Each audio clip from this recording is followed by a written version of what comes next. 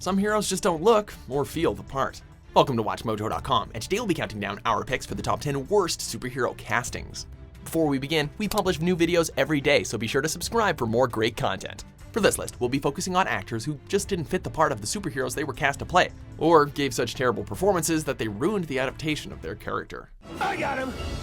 Robin, no! Number 10. Ray Stevenson as Frank Castle / The Punisher. Punisher Warzone. See you in hell. I see you anywhere near hell, I'll kick your ass up. Frank Castle is one of the most aggressive, belligerent heroes that comics have to offer. Unfortunately, someone in the casting department clearly didn't get the memo when they decided to cast Stevenson as the crazy badass. And this is following Dolph Lundgren's shallow 1980s interpretation. You're a good boy, Tommy. Grow up to be a good man. The Punisher Stevenson plays is in direct contrast to what audiences expected of the character. Instead of a raging warrior, we get more of a subtle portrayal. God be with you, Frank.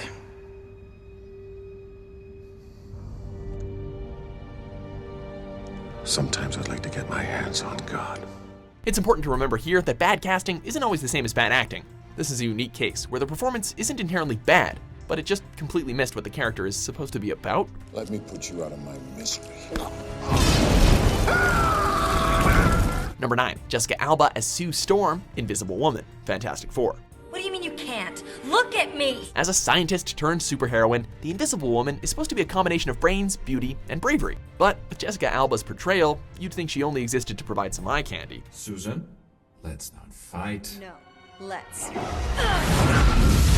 While she does not completely ruin the movie herself, the problem people have is that she's completely forgettable and comes across as little more than a pretty face. It has to be the cloud. It's fundamentally altered our DNA. Her performance as one of Marvel's most famous leading women falls completely flat, and audiences found it hard to even believe that she's a scientist, let alone a superhero.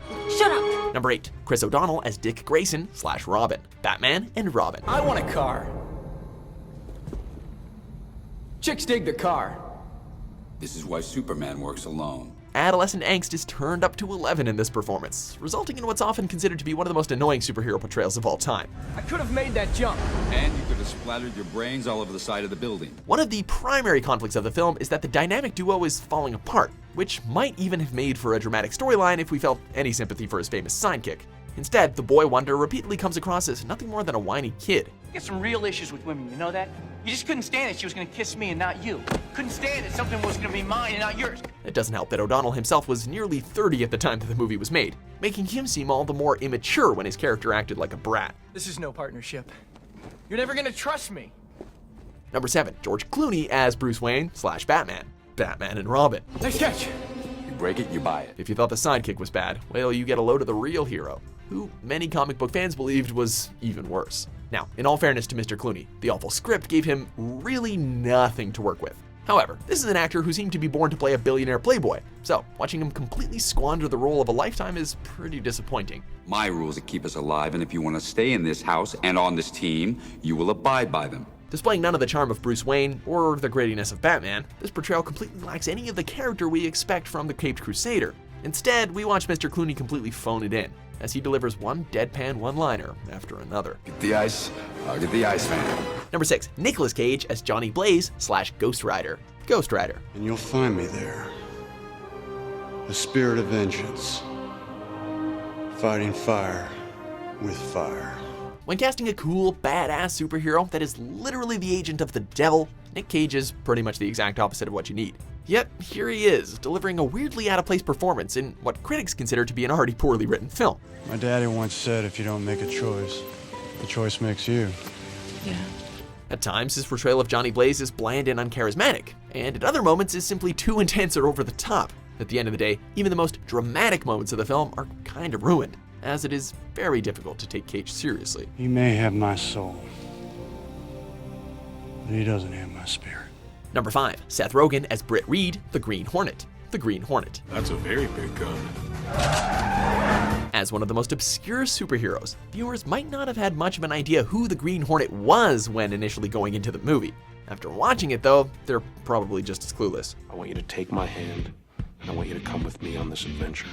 I'll go with you, but I don't want to touch you. The problem isn't that Rogen puts in a terrible performance as the titular hero, it's that he hardly puts in a performance at all, perhaps banking on the assumption that very few readers actually know who the Green Hornet is. Rogen plays him off as a goofy everyman rather than as a serious vigilante. Let's not blow this thing out of proportion. I will blow this guy in any proportion I like. Many felt that the entire time he felt as if he was just being himself, rather than actually portraying a character. Ultimately, this feels more like a copy and paste job from Knocked Up and Pineapple Express, rather than a unique take on a superhero. Let's say he actually found the roach. How could he connect the Pineapple Express weed to you? Number 4, David Hasselhoff as Nick Fury. Nick Fury, agent of S.H.I.E.L.D. I will see you in hell for this. We'll do lunch. Before the iconic portrayal that audiences know and love today, there was a much hammier version of Nick Fury that is probably best forgotten. On paper, this seemed to be like the perfect casting. Hasselhoff looks exactly like the tough, macho Nick Fury that the comic readers had known. I thought you were dead. I was, but now I'm better. It's when he tries to act that things really fall apart, though. Everything he says comes across as fake and cartoonish, completely ruining any sense of realism that the film had going for it. Ultimately, this goes to show that there's a lot more to superhero casting than just how you look. I wouldn't do that, Doc. Those things have a way of backfiring. Number 3, Shaquille O Neal as John Henry Irons / Steel.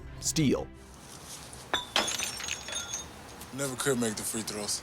As Michael Jordan's Space Jam showed, giving a basketball superstar his own movie isn't necessarily a bad idea. Are you talking to me? Yeah, I'm talking to you. You want a piece of me? Come and get it. But just because an athlete has charisma doesn't mean that he or she is cut out to be an action hero.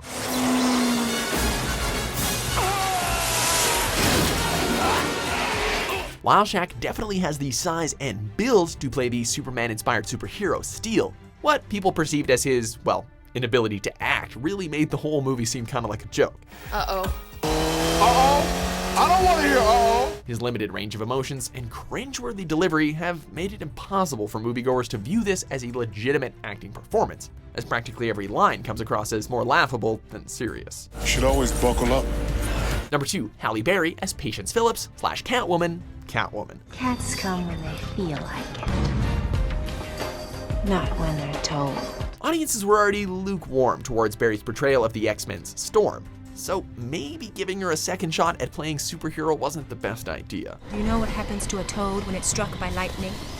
When Patience Phillips comes in contact with an ancient Egyptian cat, she begins to become more and more cat-like herself. However, according to critics, Halle Berry takes things a little bit too far in her attempts to seem feline. Yeah. It's one thing to show some subtle cat-like tendencies, and another to overact at every possible opportunity. She turns one of the most mysterious and seductive femme fatales in fiction into a complete caricature, resulting in one of the silliest superhero performances ever on screen. To me, you flush down the pipes. I'm Patience Phillips. Before we reveal our number 1 pick, here are a few dishonorable mentions. This isn't a game. You do not send civilian equipment into my active war zone. You understand that? Don't worry. That's not that bad. Yeah. How do you know?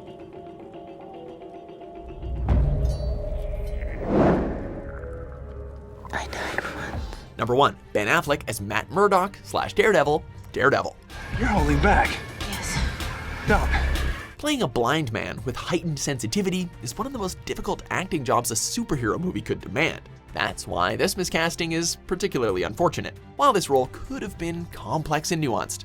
Instead, we got what people have called one of the most wooden portrayals imaginable. Well, could you be a little bit more specific? Affleck's performance is stiff, and he lacks any of the toughness or grit that makes this character tick. It feels like we're just watching an empty shell going through the motions, making every dramatic moment and character interaction seem kinda hollow. I didn't kill your father. Liar.